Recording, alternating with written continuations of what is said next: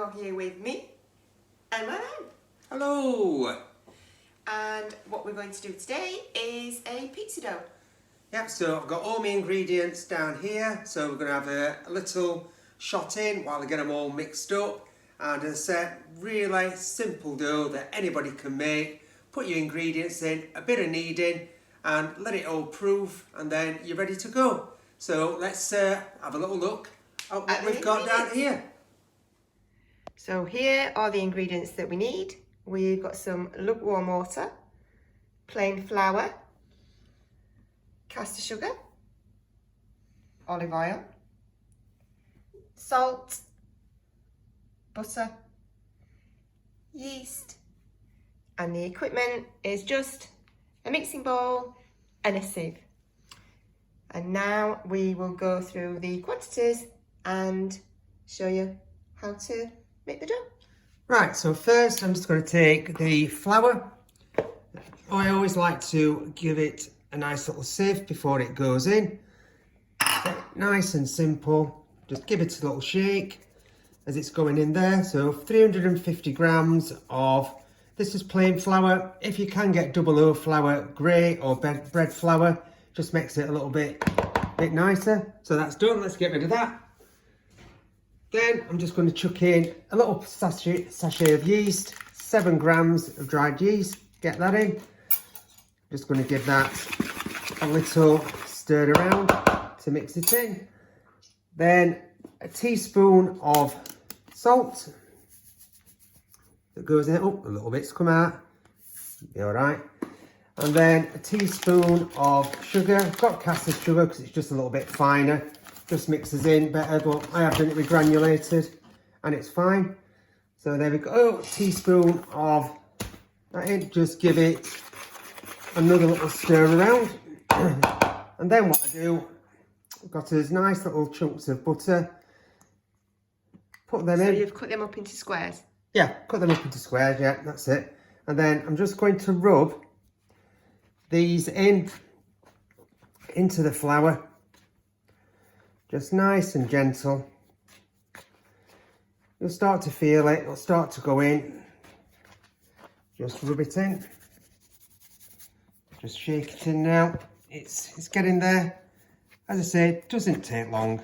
You just got to be a little bit patient with it. But what you need to do is just make sure you've got all the pieces of butter rubbed in. You don't want to have any big lumps in, because then it won't spread evenly through the dough, and we don't want that. You don't want some parts of the dough being more buttery than others. Buttery. Buttery. Right. So that's, just have a little shake. If I shake this, usually brings up any big pieces to the top. Little piece there. There we go, see what I mean? Can you easily, you think you've got it all, but sometimes you haven't. So that little shake of the bowl will just bring everything back to the top. With a little shake. Yes, you are going to get flour on your work surface. It's just how it is. Just part of the fun. Next, nope, it says. Oh, there we go. We're definitely getting it all over the worktop. Told you. Oh well. Then probably should have had this undone before. And now there we go. Just chuck it all over. But this is it. This is real life cooking. A nice tablespoon of olive oil in. Everything will clean up. All right. Shadows there. I know, there's shadows. Just gonna stir that round, mix that in. Get a bit more flour on the top. There we go. All right, behave. Right, next we've got 200 mils of lukewarm water. Just put that straight in. Oh, we had it all at once, not Yeah, bits just, at a time. yeah, just add it all at once. Obviously, I don't make pizza. So then just start mixing it around. I always do it this way first, because otherwise I found that I get more and more. Yeah, them shadows are nasty. Oh, Yeah. it's me. Yeah, it might be you. So mix that around. And then we're going to take it out onto a floured surface to knead it.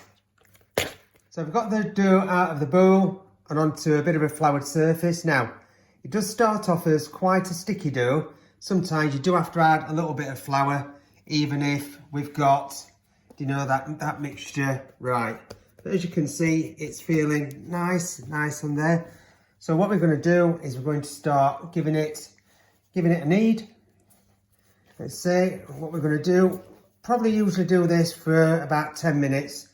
Don't worry, I'm not going to make you watch kneading for 10 minutes, but what I just want to say is, don't worry about the dough being a bit sticky. So I'll just carry on kneading, and then once I've done, I'll come back and I'll show you the finished product. See you in a bit. Right, so the dough's nearly finished, so I'm just doing the final knead, and if you look down here, you can see the sort of consistency that we're after. Just been doing that for about 12 minutes now.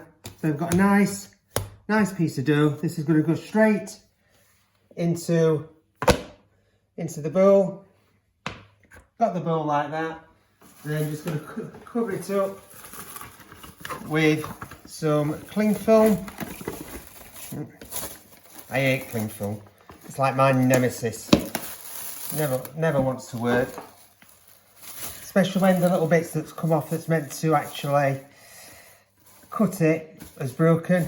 Yeah. It doesn't really stick to plastic balls either. No, but at least it does its job. So if you look in there, we've got a nice thing there. And then what we want to do is we want to put that into a nice warm place just so it can let proof. Some people put it, have a proving drawer, in the ovens, etc. Just where you can find it warm. I sometimes put it next to the boiler. Because it just works. It's a nice warm place in there. Some people put it inside of their immersion heaters. But there you go. So we'll just leave that to proof, and I'll show you what it looks like after about sometimes half an hour to an hour. Just keep checking on it. We're looking for it to probably double in size, hopefully. Right, so see you soon. Right, the moment of truth, as they say. Just been and got the pizza dough. So if you just want to come and have a little look in, we'll see if it's risen. There we go. Exactly what we need. Really nice and soft. Yeah, it will still be sticky. Don't worry about that. You'll just pull all that out. It'll come out really nicely. Put it onto the work surface. Start rolling it out. And as we said, that'll make two really nice pizzas. Makes calzones. But that's exactly what you want. So there you go. Pizza dough recipe. Enjoy.